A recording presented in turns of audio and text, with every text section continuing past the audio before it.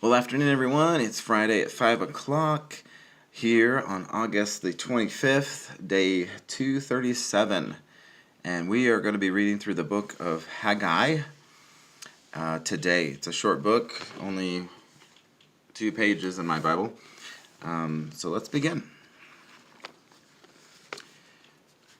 In the second year of King Darius, in the 6th month, on the first day of the month, the word of the Lord came by Haggai the prophet to Zerubbabel the son of Shealtiel, governor of Judah, and to Joshua the son of Jehozadak, the high priest, saying, Thus speaks the Lord of hosts, saying, This people says, The time has not come, the time that the Lord's house should be built. Then the word of the Lord came by Haggai the prophet, saying, It is time for you yourselves to dwell in your paneled houses, and this is it? Is it time for you yourselves to dwell in your paneled houses, and this temple to lie in ruins? Now therefore, thus says the Lord of hosts, consider your ways. You have sown much and have brought in little. You eat, but you do not have enough. You drink, but you are not filled with drink. You clothe yourselves, but you are not warm. And he who earns wages to put in a bag with holes. Thus says the Lord of hosts, consider your ways. Go up to the mountains and bring wood and build the temple, that I may take pleasure in it and be glorified, says the Lord. You looked for much, but indeed it came to little, and when you brought it home, I blew it away. Why? Says the Lord of hosts. Because of my house that is in ruins, while every one of you runs to his own house. Therefore the heavens above you withhold the dew, and the earth withhold its fruit. For I called for a drought on the land and the mountains, on the grain and the new wine and the oil, on whatever the ground brings forth, on men and livestock, and on all your labor of your hands. Then Zerubbabel the son of Shealtiel and Joshua the son of Jehozadak, the high priest, with all the remnant of the people, obeyed the voice of the Lord their God, and the words of Haggai the prophet, as the Lord their God had sent him, and the people feared the presence of the Lord. Then Haggai, the Lord's messenger, spoke the Lord's message to the people, saying, I am with you, says the Lord. So the Lord stirred up the people of Zerubbabel, the son of Shealtiel, governor of Judah, and the spirit of Joshua, the son of Jehozadak, the high priest, and the spirit of all the remnant of the people. And they came and worked on the house of the Lord of hosts, their God, on the 24th day of the 6th month in the 2nd year of King Darius. In the 7th month, on the 21st of the month, the word of the Lord came by Haggai the prophet, saying, Speak now to Zerubbabel, the son of Shealtiel, governor of Judah, and to Joshua the son of Jehozadak, the high priest, and to the remnant of the people, saying, Who is left among you who saw this temple in its former glory, and how do you see it now? In comparison with it, is it not in your eyes as nothing? Yet now be strong, Zerubbabel, says the Lord, and be strong, Joshua, the son of Jehozadak, the high priest, and be strong, all you people of the land, says the Lord, and work.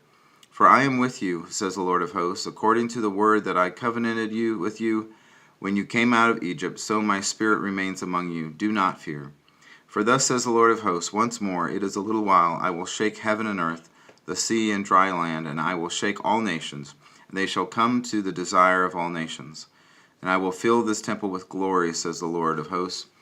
The silver is mine and the gold is mine, says the Lord of hosts. The glory of this latter temple shall be greater than the former, says the Lord of hosts. And in this place I will give peace, says the Lord of hosts.